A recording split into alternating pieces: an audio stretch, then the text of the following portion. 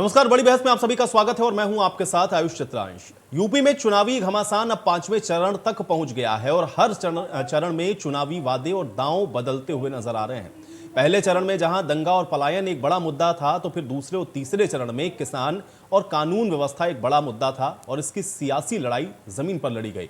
फिर चौथे चरण में राजनेताओं ने युवाओं पर दांव लगाया, लेकिन 5वें चरण तक आते आते सियासी दलों के अब वादे भी बदले हैं। 5वें चरण में मुफ्त योजना को चुनावी मैदान में जमकर उछाला जा रहा है। अब कौशांबी में अनुप्रिया पटेल की बहन पल्लवी पटेल के लिए चुनावी जनसभा करने उतरी डिंपल यादव ने योगी सरकार पर जमकर हमला बोला।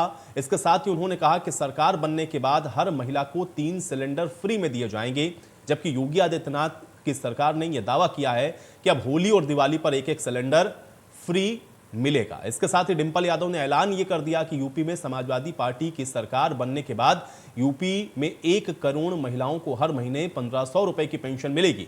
अब बीजेपी का दावा यह है कि सरकार बनने पर बेटियों के लिए अलग अलग योजनाओं पर काम किया जाएगा। यानी कि 5वें चरण में मतलब यह साफ है कि यूपी में फ्री योजनाओं पर यह लड़ाई लड़ी जाएगी और इसके लिए सभी दलों के राजनेता चुनावी मैदान में कूद गए हैं। तो यूपी में जारी घमासान के बीच नेताओं ने 5वें चरण को लेकर के क्या दावे और वादे किए हैं, सुनिए। फ्री में टेस्ट, फ्री में उपचार, फ्री में वैक्सीन। कितने लोगों ने वैक्सीन ले ली है? और जो लोग उधर सड़क के उस पार हैं, उन लोगों ने वैक्सीन कितने लोगों ने लिया है? ये वैक्सीन भाइयों बहनों कोरोना के खिलाफ देश की लड़ाई का प्रतीक है। ये वैक्सीन का पैसा तो नहीं लिया किसी ने, कोई पैसा तो नहीं मांगा ना, फ्री में लगा है ना। अब अगर सपा बसपा की सरकार होती तो भाइयों बहनों इसको भी मार्केट में ब्लैक कर देती सारी वैक्सीन के लिए। सभी 2 पहिए वाहन मालिकों को प्रति माह 1 लीटर पेट्रोल तथा ऑटो रिक्शा चालकों को 3 लीटर पेट्रोल व 6 किलो CNGC मुफ्त दी जाएगी और 3 सिलेंडर साल के मुफ्त महिलाओं को दिए जाएंगे। इन लोगों ने कनेक्शन तो दे दिया और सिलेंडर की कीमत कितनी बचा दी बताइए? उन कनेक्शन का कोई काम है अब? तो समाजवादी पार्टी सरकार आने पे हर महिलाओं को 3 सिलेंडर मुफ्त दिए जाएंगे।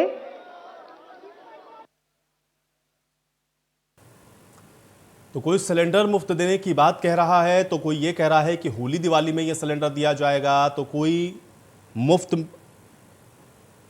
अन्य बातों का भी ऐलान कर रहा है। लेकिन सवाल यह है कि जो ऐलान अब हो रहे हैं, क्या ये माना जाए कि 5वें चरण का ये जो रण है वो फ्री के वादों के ऊपर होगा, यानी कि ये फ्री हम देंगे, फला चीज हम फ्री देंगे, इसको लेकर के क्या ये चरण रहने वाला है और इन योजनाओं का कितना असर जनता के ऊपर होगा?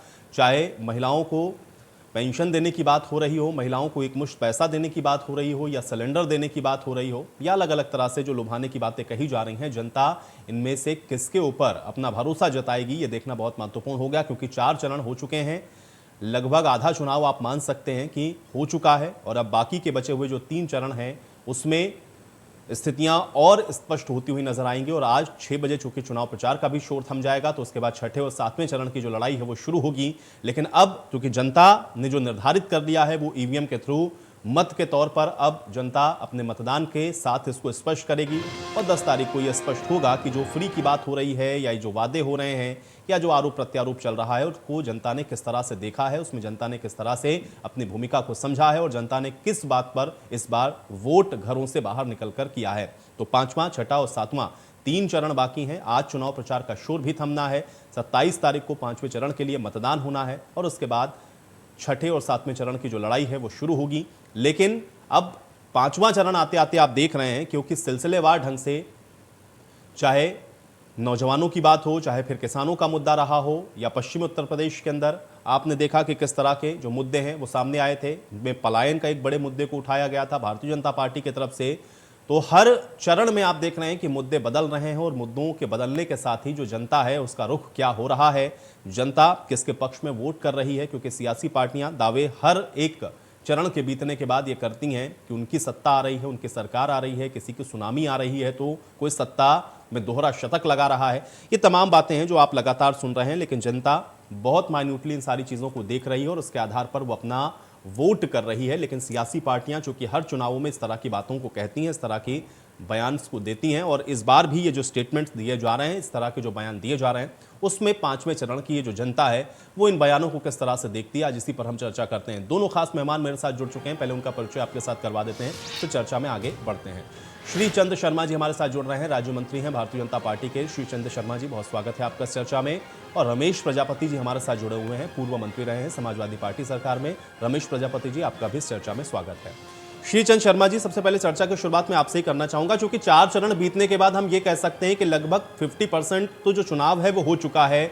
आधी से ज्यादा सीटें ऐसी हैं जिस पर अब चुनाव हो चुके हैं। 5वां, 6वां और 7वां 3 चरण बचे हुए हैं। लेकिन जो बातें अभी इस समय सुन रहे हैं, जो बयानबाजियां हो रही हैं, जिसमें फ्री सिलेंडर की बात हो रही है, महिलाओं को पैसा या फिर उनको पेंशन के तौर पर कुछ देने की बात हो रही है, इसको आप किस तरह से देखते हैं? क्या 5वें चरण की ये जो लड़ाई है, इसमें फ्री वाला जो मैटर है बहुत ज्यादा स्ट्रांग आपको नजर आ रहा है, इसलिए कोई सिलेंडर की बात कर रहा है, कोई महिलाओं को पैसा देने की बात कर रहा है, इसको कैसे देखते हैं? और 5वें चरण में भारतीय जनता पार्टी की स्थिति का आकलन आप कैसे करते हैं?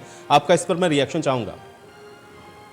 देखिए, इसमें जिस प्रकार से पिछले चुनावों का रुझान रहा है हर चरण का, तो जिस तरह से विपक्ष को लग रहा था कि वो बहुत ज्यादा बढ़त लेने वाले हैं, तो प्रत्येक चुनाव में जो परिणाम आए हैं निकलकर, और जिस तरह से प्रत्येक वर्ग के, हर समाज के लोगों ने भारतीय जनता पार्टी के पक्ष में वोटिंग किया है, तो उससे तो एक स्पष्टतया ये 57% चुनाव इस समय हो गया है 57% सीटों पर।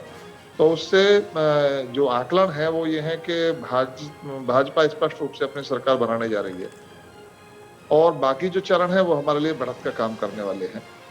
और बाकी जो आपने मुद्दे बताए, ये मुद्दे तो घोषणा पत्र में हैं और पहले से लोगों के बीच में हैं। ये कुछ ना कुछ चीजें ऐसी जो जनित की हों वो रहती हैं, तो उन पर वो चीजें पहले से हैं, ऐसा नहीं कि कोई इन चरणों के कारण से ऐसा कुछ आया हो बीच में।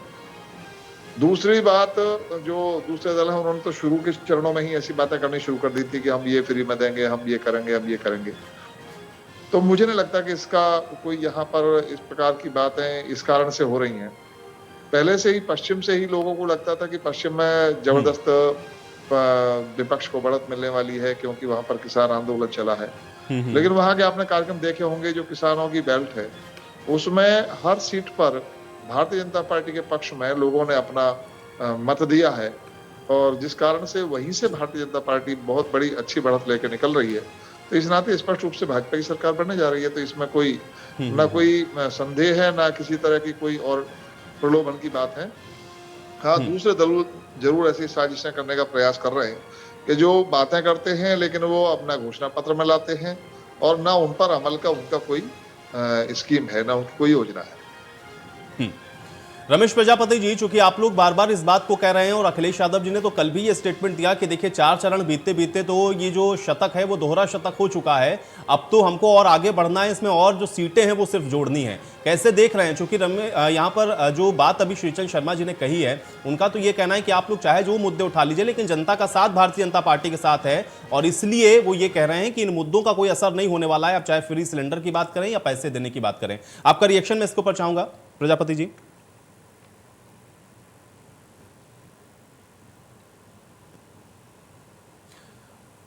रमेश प्रजापति जी, आप सुन पा रहे हैं मुझे? चलिए, लगता है मेरी आवाज शायद रमेश प्रजापति जी तक नहीं पहुंच रही है। मैं एक बार फिर से दोबारा से श्रीचंद शर्मा जी का ही रुख करता हूं। श्रीचंद शर्मा जी, चूंकि अखिलेश यादव अगर ये कहते हैं कि 4 चरणों के बाद वो दोहरा शतक लगा चुके हैं, अब तो लड़ाई केवल इस बात की है कि कौन कितनी सीटें ज्यादा लाएगा, और उसमें भारतीय जनता पार्टी का सुपड़ा साफ हो गया है। वो जो बात कह रहे हैं इसको आप किस तरह से देखेंगे? क्योंकि वो तो बड़े आश्वस्त दिखते हैं जब इस तरह की बात को कहते हैं। ये तो दिवा स्वप्न है। अपने जो कार्यकर्ता हैं उनका मनोबल थामने और बढ़ाने की कोशिश कर रहे हैं वो, झूठ और फरेब बोलकर। ऐसा तो वो 2017 में भी बोल रहे थे ना कि हम प्रचंड बहुमत से सरकार बनाना जा रहे हैं, सरकार जनता हमारे साथ है। लेकिन वो कितना घटे, उनको इस बात की कल्पना थी कि हम इतना घटने जा रहे हैं? जिस समय भारतीय जनता पार्टी के केवल हमारे 44 MLA थे, और हमने कहा था कि हम 265 प्लस का नारा लेकर चले थे और बाद में जनता की हवा देखकर कहा था कि 300 प्लस आएंगे और जनता ने अपना प्रचंड आशीर्वाद प्रदान किया और 300 से प्लस करके दिया। 325 सीट हमको और हमारे गठबंधन को दी थी। तो उस समय भी इनको अंदाजा नहीं था कि नीचे से जमीन खिसक चुकी है। अभी भी इनको अंदाजा नहीं है। देखिए, उत्तर प्रदेश में एक सबसे बड़ा मुद्दा है, इससे आप भी इनकार नहीं करेंगे और कोई इस बात से इनकार नहीं कर सकता कि उत्तर प्रदेश में कानून व्यवस्था का एक बहुत बड़ा मुद्दा है। समाजवादी पार्टी की सरकार जब जब आती है तब तब कानून व्यवस्था गड़बड़ाती है। गुंडे और बदमाश खुलेआम घूमने लगते हैं। उनको लगता है कि ये हमारी सरकार है, हमें प्रोटेक्ट करेगी और उस दौरान बहुत सारी हत्याएं और क्राइम होते हैं। हमारे भी कई कार्यकर्ताओं की हत्याएं हुई हैं उस दौरान। तो उस कारण जनता का विश्वास इनसे बिल्कुल उठा हुआ है और कानून व्यवस्था को योगी सरकार ने दुरुस्त किया है, वो नंबर 1 का मुद्दा है। नहीं शीतल शर्मा जी, निश्चित तौर पर देखिए कानून व्यवस्था एक बड़ा मुद्दा है और लोग हम लोग भी लगातार ग्राउंड पे जा रहे हैं, तो ये चीज तो जो लोग हैं या जिनसे हम लोग बात करते हैं आइडेंटिफाई करते हैं इस चीज को। लेकिन सवाल ये है कि उससे भी और भी कई ऐसे मुद्दे हैं जो कि उससे ज्यादा लगता है कि हावी होते हुए भी दिखते हैं। एक तो जिस एरिया में ये चुनाव पहुंच रहा है, जिस चरण में ये चुनाव पहुंचा हुआ है, शीतल शर्मा जी, यहाँ पर आवारा पशु ये एक बहुत बड़ी समस्या है यहाँ की, क्योंकि ज्यादातर लोग यहाँ पर इस बात को लेकर के, और खासतौर से चूंकि यहाँ पर छोटी जोत वाले किसान हैं, अगर ये पशु उनके खेत को खराब कर देते हैं तो उनको बहुत नुकसान होता है। एक ये बड़ी समस्या यहां पर। दूसरा, महंगाई भी एक बड़ा इशू यहां पर भी नजर आता है, क्योंकि सीधे तौर पर यहां की एक बड़ी आबादी उससे प्रभावित है। कैसे इसको देखते हैं, क्योंकि ये जो 2 बड़े कोर इशू हैं, इसको आपको लग रहा है कि आप लोग कहीं जनता को इसमें कन्विंस कर पाने में आप लोगों को थोड़ी सी जो नाकामयाबी है वो हुई है, और अगर जनता इस चीज को लेकर के नाराज है तो आपको कैसे लग रहा है कि आपका 5वां, 6वां और 7वां चरण बेहतर होने वाला है? शीतल शर्मा जी, देखिए, ऐसा आपको लग रहा है, लेकिन मैंने पहले भी बताया आपको कि केवल यही विषय नहीं है। कानून व्यवस्था का विषय यहाँ पूर्वांचल में तो और ज्यादा बड़ा है। उत्तर प्रदेश के सबसे बड़े माफिया यहाँ रहते थे, जो केवल गुंडे और बदमाश ही नहीं थे, तो वो राजनीति को हैंडल करते थे, सरकारों को हैंडल करने का काम करते थे। उनको नजदीक से यहाँ की जनता ने देखा है, उनकी दबंगई और गुंडई को देखा और झेला है। यहाँ पर विधायकों तक की हत्याएं हुई हैं। तो उस सब के कारण से बाकी सब चीजें गौण हैं और सबके ध्यान में केवल ये कि बहन बेटियां सुरक्षित हैं, सुरक्षित माहौल में हम लोग अपना कारोबार कर पा रहे हैं, काम कर पा रहे हैं।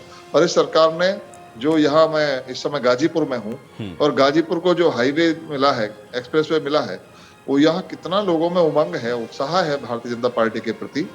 तो वो एक नहीं 3-3 हाईवे से, 3-3 एक्सप्रेसवे से जुड़ गया गाजीपुर, जिसको बिल्कुल बर्बाद करके रख दिया था इन लोगों ने। तो ये पूर्वांचल में बहुत बड़ी बात ये है कि जो पूर्वांचल एक्सप्रेसवे बन रहा है और जो अन्य एक्सप्रेसवे बने हैं, उनसे यहाँ के उद्योग धंधे भी गतिमान हुए हैं, लोगों को भी आवाजाही में बड़ी सुविधा होने लगी है। तो इससे यहाँ पर विकास की बहुत अच्छी बयार है और उसको लेकर ये बहुत प्रसन्न है योगी जी और मोदी जी के शासन से। आपको ध्यान होगा जब योगी जी सरकार में आए थे, उस समय इंसेफ्लाइटिस का बुखार का था और वो जापानी बुखार भी बोलते थे उसे, और उससे हर साल बच्चों की मृत्यु हो जाया करती थी। आज आपको ऐसा कुछ सुनने को मिल रहा है क्या? हर जिले में मेडिकल कॉलेज खुल रहे हैं, गाजीपुर में मेडिकल कॉलेज खुला है, तो लोगों के जो उपचार का साधन है वो बढ़े हैं और बीमारियों को समाप्त करने का काम किया है, जल यहाँ पर उपलब्ध कराने का काम किया है और यहाँ से जो कृषकों को अपनी कृषि करने में कठिनाई आती थी उनको दूर करने का काम किया है। कृषि के साधन यहाँ उपलब्ध कराए हैं, जिससे किसानों में भी प्रसन्नता है। चलिए, अब ये तो देखेंगे, आप जो बात कर रहे हैं 10 तारीख को सबका फैसला हो जाएगा। रमेश प्रजापति जी, अगर आपको मेरी आवाज मिल रही हो, चूंकि 5वें चरण में अब पहुंच रहा है चुनाव, पार्टी अपने अपने दावे तो कर रही है, लेकिन जनता के बीच के सबसे बड़े मुद्दे आपको क्या लग रहे हैं, और क्या आपको लग रहा है कि 5वां, 6वां और 7वां चरण समाजवादी पार्टी के लिहाज से इसका आकलन आप कैसे करते हैं? आपका एक रिएक्शन मैं इसके ऊपर चाहूंगा। देखिए साहब, ये बीजेपी के लोग, बीजेपी पार्टी कहती ज्यादा है, करती कुछ नहीं। ये जो किसानों की बात है, किसान बहुत खुश है, किसानों के लिए काम किया है। ये जो सरकारी ट्यूबवेल और सरकारी नहरों का पानी फ्री काम करने का काम समाजवादी पार्टी ने किया। दूसरा, जो आधी बिजली का वादा किया था जनवरी में, योगी जी ने कहा था कि हम जो है आधा बिल कर देंगे। अभी तक किसी भी जो है प्रशासनिक अधिकारी के पास अभी तक कोई आदेश नहीं आया है। ये कहते कुछ है, करते कुछ है, सिर्फ कागजों पर और बयानबाजी करते हैं। किसानों का जो है इनका वो किया था, इनकी आय दुगनी हो जाएगी, आय दोगुनी हो गई। इनसे पूछो जरा, ये इस तरह की बातें करते हैं। सिर्फ धर्म और आस्था के नाम पर इन्होंने इन सब लोगों के विश्वास को छला है। बार बार ये कहते हैं कि हमने जो है ये किया वो किया। क्या किया है इन्होंने? ये जितनी भी योजनाएं थी सबको खत्म करके सिर्फ झूठा फीता काटने का काम इन लोगों ने किया। जी श्री चंद शर्मा जी, जवाब दीजिए। देखिए, रमेश प्रजापति जी काफी सुलझे हुए व्यक्ति हैं, लेकिन जिस तरह की बातें करते हैं इनको सोचना चाहिए कि योगी जी ने जो कहा वो करके दिखाया। और यही नहीं, अनेकों चीजें हमारे पास हैं। केवल योगी जी नहीं, भाजपा ने अपने घोषणा पत्र में जिन चीजों की घोषणा की उनको लागू किया। 90% वादे हमारे सारे हम पूरे कर चुके हैं। आपने इन्होंने किसानों की बात कही, आप जरा गौर करके देखिए कि दलहन के रेट 400 रुपए कुंटल के सेंट्रल गवर्नमेंट के कांग्रेस के टाइम के हुआ करते थे, जिसके कारण से सेंट्रल गवर्नमेंट को किसकों के द्वारा दलहन की खरीद नहीं हो पाती थी और फिर दालों का संकट खड़ा होता था देश के सामने। आज मोदी जी ने उसका रेट बढ़ाकर 7500 रुपए कुंटल तक कर दिया। ये दोगुनी आय का कारण बना कि नहीं बना? दोगुनी क्या, कई गुनी ज्यादा का हमने भाव दिया और आज भारतवर्ष दलहन के मामले में आत्मनिर्भर है। और जो खरीद हमने हमारे समय में खरीद हुई है, प्रमाण देख लीजिए। आपको मैं कहता हूं, इंडिया न्यूज चैनल के माध्यम से कह रहा हूं, जांच करा लीजिए। इनके माध्यम में, इनके समय में जो किसानों की खरीद हुई वो खरीद किससे हुई, उसका पेमेंट किसके अकाउंट में गया? इन्होंने बिचौलियों से खरीद की थी। हमने सीधे किसान के खाते में पैसा भेजने का काम किया, उनसे सीधे खरीद करने का काम किया है। हर क्षेत्र में, चाहे वो धान की खरीद हो, चाहे वो गन्ने की खरीद हो, चाहे गेहूं की खरीद हो, इनसे एक एक ने 10-10 गुनी ज्यादा। प्रजापति जी, देखिए ये कहना है श्रीचंद शर्मा जी का कि आप भले ही ये कहें कि इन्होंने कहा था कि आय दोगुनी करेंगे, या दोगुनी नहीं कर पाए, लेकिन आप लोगों से तो बेहतर इन्होंने खरीद भी की है। किसानों के लिए जो तमाम योजनाएं हैं उसमें वो आपसे बेहतर करते हुए दिखते हैं। उनका सीधा सा कहना यह है। मानवर, ऐसा नहीं है, ये सिर्फ कहना, ये तो किसान बताएगा ना। आने वाले चुनाव में आपने क्या किया है? आपने सिर्फ जो है कागजों पर लिखा और जबान से बोला है, किया नहीं है। आप बताएं, हमसे ये बताएं कि कितने किसानों को आपने जो है कर्जा माफ किया। आपने जो है खाद के दाम इतने बढ़ा दिए और 5 किलो जो है यूरिया की चोरी कर ली। आप यूरिया तो DAP आप उपलब्ध नहीं करा पाए। आप सिर्फ कहना बाकी है, वरना इन्होंने किसानों के लिए कोई भी विशेष काम नहीं किया है, सिर्फ कागजों में किया। मैं धन्यवाद देता हूं अपने मित्र रमेश जी को कि उन्होंने वो मुद्दे भी मुझे याद दिलाए जो मुझे बहुत चाहिए। इन्होंने कहा कर्जा माफी, तो आपको याद होगा मान्यवर, हमने सरकार बनते समय वादा किया था कि हम किसानों को कर्जा माफ करेंगे, और सरकार बनते ही 36,000 करोड़ रुपए का कर्जा माफ करने का काम हमारी सरकार ने किया था। 86 लाख किसानों का 36,000 करोड़ रुपए का कर्जा माफ करने का काम भारतीय जनता पार्टी ने किया था मान्यवर। और यूरिया के लिए लाइन में लगकर लोगों की और वो मारपिटाई हुआ करती थी, पुलिस लगानी पड़ती थी, झगड़ा होता था। वो नीम कोटेड करके यूरिया उनको उपलब्ध कराने का काम, जितनी आवश्यकता है उतना उपलब्ध कराने का काम भारतीय जनता पार्टी ने ही किया है मान्यवर। किसानों की खरीद ठीक से हो, उनको चीजें उपलब्ध हो, ये भारतीय जनता पार्टी ने किया है। आप मुद्दे याद दिलाते रहिए, मैं हर मुद्दे पर आपको जवाब देता रहूंगा। भारतीय जनता पार्टी ने तो वादा किया कि हम 2 करोड़ नौकरी देंगे, आपने वो भी दे दी। भारतीय जनता पार्टी ने 2 तो करोड़ नौकरियां दी हैं। हमने केवल वादा नहीं किया साहब, 4.5 लाख तो गवर्नमेंट जॉब दिए। आपकी तरह हर भर्ती कोर्ट में अटकती हो ऐसा नहीं है। 4.5 लाख लोगों को योग्यता के आधार पर जॉब देने का काम किया। 3,60,000 लोगों को संविदा के आधार पर जॉब देने का काम किया, और प्राइवेट सेक्टर में करोड़ों लोगों को रोजगार देने का काम किया है। ये भारतीय जनता पार्टी जिसने उत्तर प्रदेश में, ये उत्तर प्रदेश का आप प्रजापति जी सम्मानित व्यक्ति है, मैं आपका रिगार्ड करता हूँ। आप गौर करके दीजिए, 5 साल के अंदर ये बताइए अखिलेश जी के टाइम में कितना निवेश हुआ था, कौन सी कंपनी उत्तर प्रदेश में लगने के लिए आई थी। और योगी जी के टाइम में 3,60,000 करोड़ रुपए का निवेश उत्तर प्रदेश में हुआ है। चलिए मैं सुन लेता हूँ श्रीचंद जी, मैं सुनता हूँ, लेकिन रमेश जी को भी बोलने दें। 4 बड़े बिजली घर उत्तर प्रदेश में समाजवादी पार्टी की सरकार में नहीं बने? क्या IAM अफसर के 4 अस्पताल उत्तर प्रदेश में नहीं बने? ये बिजली जो आ जा रही है 2000 जो प्लांट लगे थे ललितपुर झांसी में, सबका नाम गिनवाना तो नहीं चाहता, आप जानकारी कीजिए। आज बाबा योगी हमारे जो मान्य जो है योगी जी हैं, 1 यूनिट बिजली उत्तर प्रदेश में अगर बनी हो तो मुझे बता दो, गूगल पर डाल के कोई देख ले। अगर 1 यूनिट बिजली, ये बताइए यदि 1 यूनिट बिजली बनी नहीं है तो जो आपके समय में केवल 6 घंटे बिजली आती थी, आपकी डबल इंजन की मिल रही है आप, मैं बता रहा हूँ आपकी डबल इंजन की सरकार है, उत्तर प्रदेश में तुम्हारी सरकार है और केंद्र में आपकी सरकार है। आप तो बिजली का कोटा भी नहीं देते थे, क्योंकि समाजवादी पार्टी की सरकार जब उत्तर प्रदेश में थी, आप बिजली का कोटा जो उत्तर प्रदेश को मिलना चाहिए उसमें भी आनाकानी होती थी। आज आप कहते हैं कहां से आ रही है बिजली? आप, मुझे पूरी तरह से याद है पीयूष जी ने ये बात कही थी कि अखिलेश जी हमसे डिमांड तो करें, हम तो बिजली देने के लिए तैयार बैठे हैं, हमारे साथ वो करार करने को तैयार नहीं है। आप वो समय याद करिए साहब।